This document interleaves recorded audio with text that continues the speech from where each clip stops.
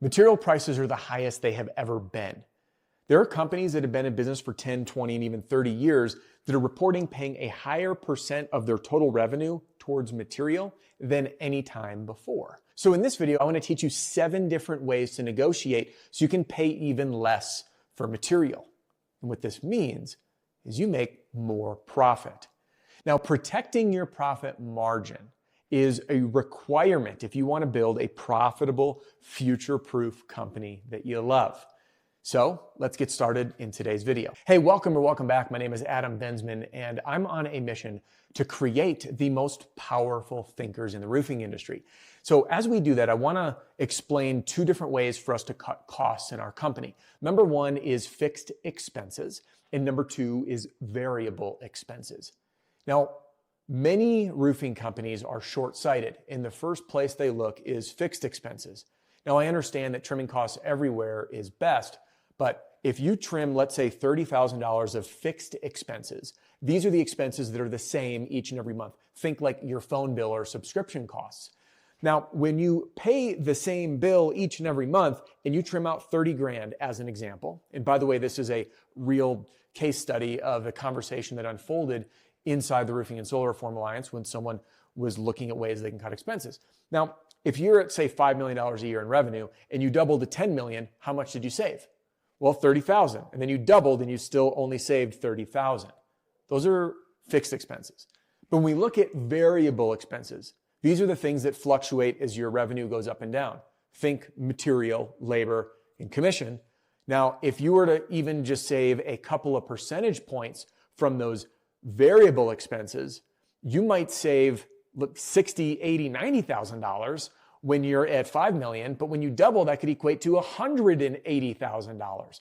Now, again, the savings in your variable expenses scale with you, which means a tremendous amount of more profit. Now, when I ran this real life example with this company inside RSRA, we found what could be the value of about $180,000 of added profit by applying what I'll be sharing with you here today. Now, let's get into the first way to negotiate here on this list. And this is the most obvious one that I'm guessing you're already doing, and that is negotiating your pricing. Now, this almost doesn't warrant much time in this video, so I'm hoping that you're already focused on negotiating your pricing. Now, there's far more to this, which is where items 2 through 7 are going to come into play. So let's start layering these in, because I know that you just saying, hey, give me material at a lower price only goes so far, which brings us into number 2. Number 2 on the list is negotiating your rebates. So if you go to your manufacturer and distributor and you try to negotiate pricing, they only have so much wiggle room.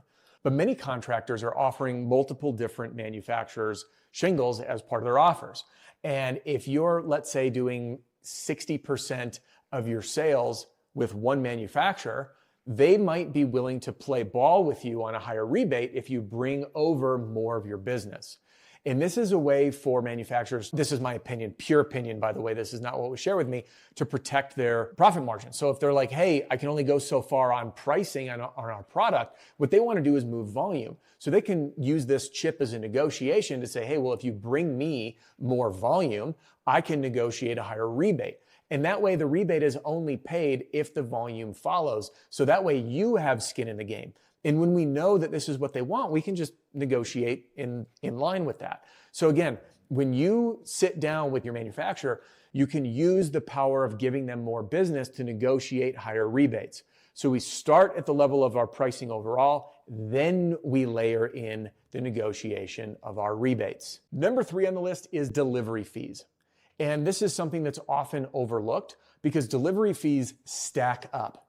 And when we go back to what a variable expense is, meaning again, that expense will scale with your revenue, delivery fees are on there and they may not look like a lot, but if you look at what you would pay in delivery fees if you doubled your business, all of a sudden you're like, man, imagine if I didn't pay that, it would be pure profit for my company. Now, these delivery fees are things that I've found distributors are often high on their list to negotiate with to earn your business. Because the big players out there, and even the little players out there, are all wanting to get your business because of what they view the lifetime value of you as a client. So if you end up moving your business from party A to party B, you're worth millions and millions of dollars to them. And they'll often, again, negotiate with those delivery fees to try to squirrel your business away from another distributor. This brings us to number 4 on the list, and that is your payment terms. Now, I'm going to be adding more to this in sections later in this video, but your payment terms are usually net 30, meaning you have 30 days to pay your bill. Now, it is possible to negotiate higher terms out to net 60.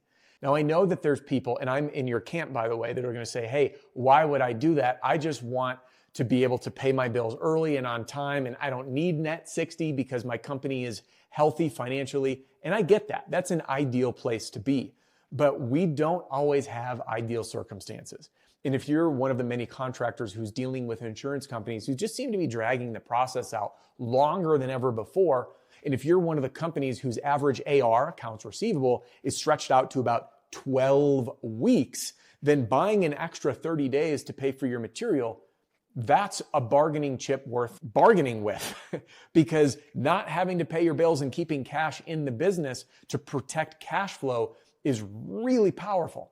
And even if you don't need it now, it's still a negotiating tactic I'd highly recommend, because if you need it later, you already have it.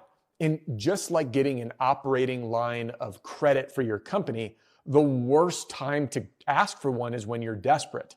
The best time is when you don't need it, which also leads us right into this next tip, which can help even more. All right, speaking of your payment terms, now we're going to talk about negotiating your payment method. This, my friend, is credit cards. And it is possible to negotiate to get credit card fees waived. So if you negotiate your pricing and you can get down 1%, maybe 2%, then you negotiate your rebates and you can negotiate 1% or 2%. And then you can extend your payment terms, and then you can negotiate off your delivery fees. And then you stack on using a credit card and they absorb the credit card fees. You could pick up another couple percentage points by using a credit card that pays cash back. And I know that there's a lot of anti-credit card people out there, and I get it. I'm a huge fan of Mike Michalowicz's work, Profit First. And that's one of the things I personally don't follow with the model is credit cards pay you to use them. And if you run a financially healthy company and you're not running up credit card debt, why wouldn't you? And all of a sudden, all of these percentage points stack up. And credit card rewards are constantly changing. And there are limits with some cards to say, hey, we'll give you up to 2% cash back up to this limit. So you want to research right now the credit cards that give you a percentage of cash back, the highest amount and with the highest limit. And when you combine all these together, you could be looking at 4, 5, maybe even 6 percentage points that you negotiate off of how much you're paying on your material. And there are companies paying north of 40% of their overall revenue on material. And if you negotiate 5 percentage points off of that, you can do the math on what that equates to your company of pure profit. Now, the other thing that this can help with is cash flow. Because if you're, again, in a tight spot, which happens. Almost every roofing company I've ever worked with who has scaled or who's exited, they've had a very tough time at some point in their business. It's natural. It happens. So if insurance companies are dragging you out 12 weeks and you can negotiate a 60-day payment term and pay on a credit card, you have 60 days and then you got net 30 on your card, you just spread out that bill to the full 90 days, the 12 weeks that your insurance companies are dragging their heels on, dragging you through. But I recognize that's not all your bills, that's not your labor, it's not your commissions, but at the very least, it can help. All right, that brings us to number 6 on the list, which is an early pay discount.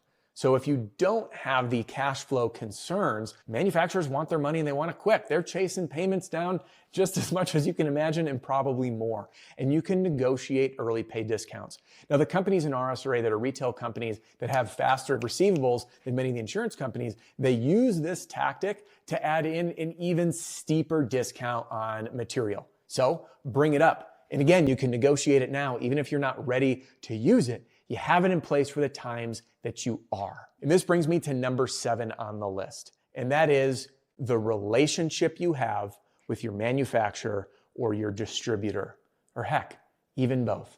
Because there's far more to this than just money. If it were just money, everyone would choose the cheapest roof, and they don't. Your manufacturer and distributor will step up to support you in really tough times when things go wrong, and they'll invest in you in other ways. So let me give you a few stories. Story number one, when I was in the business, we're selling two major manufacturers, and we switched from two of them to just one. Why? Because we had a warranty issue here that didn't get taken care of. And it cost us a lot of money, and we felt like they absolutely should have stepped up and taken care of not only the customer, but us as well. So your manufacturer doing what's right even when it's hard, that's almost priceless, because mistakes can get really expensive in roofing. And if you save, a good chunk of change by switching from one manufacturer to the other, but then something catastrophic happens and they don't stand behind a multi-six-figure warranty on a massive project of yours, like all those savings can go out the window. And the second thing, this is another true story. There was someone in our network, in RSRA, that had their distributor roof load a home. And they roof loaded the ridge of the garage and they overloaded it and the garage collapsed. It crushed the garage and the cars inside. Now, this wasn't just an ordinary home. This was a multi-million-dollar property, and it caused north of $1 million of damage. Now, fortunately, they were working with a distributor that was well insured and stepped in as much as they possibly could to take on the liability that they could. Now, if they didn't, then the contractor stuck with $1 million whole massive problem and likely lawsuit. So these relationships are important far beyond just money, but principle, doing what's right. And then the final thing is that many manufacturers and distributors may have less negotiating power when it comes to dollars and cents, but they do invest in relationships in a different way. They might subsidize vehicle wraps or marketing efforts, or maybe even bringing in experts into your company for training. So use these additional bonuses as other negotiating tactics that may not save you dollars and cents, but still invest in your growth in other ways.